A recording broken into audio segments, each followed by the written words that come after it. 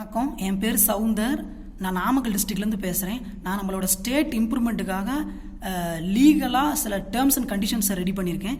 இது எதுக்காகனா மக்களாட்சியை இன்ட்ரடியூஸ் பண்ணணும்னு சொல்லி கோர்ட்டுக்கு நான் ரெக்வஸ்ட் பண்ணுறேன். ஸோ நான் என்னென்ன சட்டங்களை கொண்டு வந்திருக்கேன்னு சொல்லி ஒன் பை ஒன்னாக நான் உங்களுக்கு எக்ஸ்பிளைன் பண்ணுறேன். கண்டிஷன் நம்பர் 1, ஃபஸ்ட்டு அரசியலுங்கிற பேரே நம்ம இருக்கக்கூடாது. அதுக்கு பதிலாக மக்களாட்சி, ஐ மீன் பீப்புள் அட்மினிஸ்ட்ரேஷன் தான் இனிமேல் இருக்கணும். ரூல் நம்பர் 2, தேர்தலில் போட்டியிடுற ஒவ்வொருத்தரும் மக்களாட்சி விதிமுறைகளுக்கு உட்பட்டு தான் நடந்துக்கணும். அதாவது பீப்புள் அட்மினிஸ்ட்ரேஷன் என்னவோ அதுபடி தான் அவங்க இந்த டேர்ம்ஸ் அண்ட் கண்டிஷனுக்கு ஏற்றபடி தான் அவங்க அதுபடி தான் நடந்துக்கணும். ஸோ கண்டிஷன் நம்பர் 3, தேர்தலுக்கு அப்புறம் ஜெயிக்கிற கட்சி, அதாவது கட்சி இப்போ 3 கட்சி நிற்கிறாங்க. ஃபார் எக்ஸாம்பிள் 1, 2, 3னா நம்பர் 1 கட்சி ஜெயிச்சிட்டாங்க அப்படின்னா அவங்க ஒவ்வொரு 6 மாதத்துக்கு ஒரு தடவையும் தேர்தலை ஜெயிச்சதுக்கப்புறம் ஒவ்வொரு தடவையும் அவங்க என்ன செஞ்சோங்கன்னு சொல்லி அவங்க அப்டேட் கொடுத்துக்கிட்டே இருக்கணும்.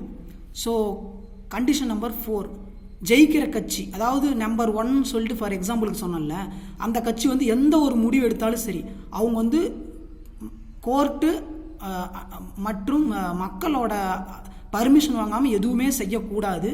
அவங்களோட பர்மிஷன் வாங்கிட்டு தான் எதாக இருந்தாலும் செய்ய முடியும். ஃபார் எக்ஸாம்பிள் வரியேற்றம், பணமதிப்பிழப்பு, ஒப்பந்த வேலை, எதுனாலும் சரி மக்கள் மற்றும் கோர்ட்டோட பர்மிஷன் வாங்கிட்டு தான் அவங்க எந்த ஒரு விஷயத்தையும் செய்ய முடியும்.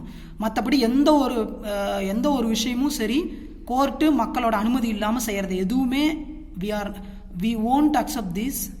அண்ட் கண்டிஷன் நம்பர் 5, அதாவது தப்பு பண்ணுற எந்த ஒரு அத்தாரிட்டி உள்ள அதிகாரியாக இருந்தாலும் சரி அவங்கள வார்ன் பண்ணவோ அவங்கள அவங்க பொசிஷன்லேருந்து டெர்மினேட் பண்ணவோ மக்களுக்கு ஒரு அத்தாரிட்டி கொடுக்கணும் கோர்ட்டு.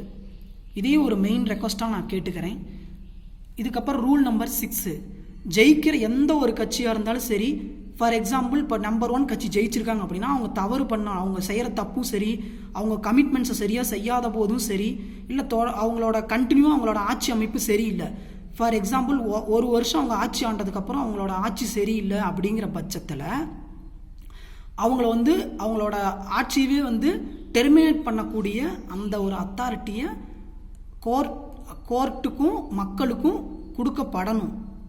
அவங்களோட ஆட்சியிலேருந்தே அவங்கள நீக்கணும். இந்த சட்டங்கள் இந்த சட்டங்களை எல்லாம் நான் உருவாக்கியிருக்கேன். தயவு செஞ்சு மக்கள் எனக்கு சப்போர்ட் பண்ணணும். இந்த சட்டம்லாம் வரணும். இந்த 2026 எலெக்ஷனுக்கு முன்னாடி இந்த சட்டம்லாம் வரணும். வராமல் தயவு செஞ்சு யாருமே ஓட்டு போடாதீங்க. இந்த சட்டம் கோர்ட் உடனடியாக இதை இன்ட்ரடியூஸ் பண்ணணும், இதை ரிஜிஸ்டர் பண்ணணும். தயவு செஞ்சு இதை எல்லாரும் ஷேர் பண்ணுங்கள் அந்த வீடியோவை. இது நம்மளோட ஸ்டேட் இம்ப்ரூவ்மெண்ட்டுக்காக நான் செஞ்சுருக்கேன். இந்த மாதிரி சில சட்டங்களை என்னால் கொண்டு வர முடியும். தேங்க்யூ.